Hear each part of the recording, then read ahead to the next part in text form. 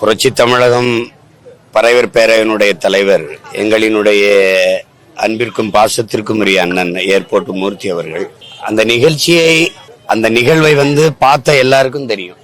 அதை தாக்க வந்த தம்பிகள் சுத்தி அவர் வளைச்சு தாக்கும் போது அவர் வழி இல்லாம தற்காத்து தான் அவர் சண்டை போடுறாரு.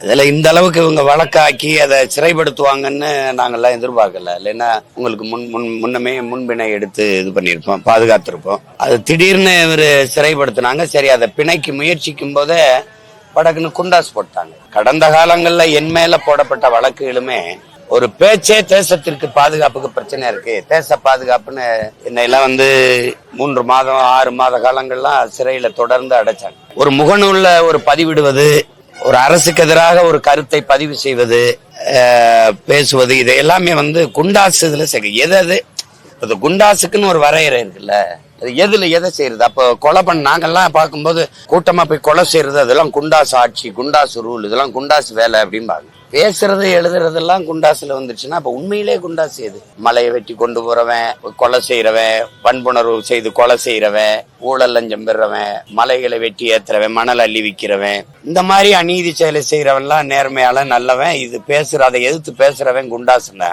இது எப்படி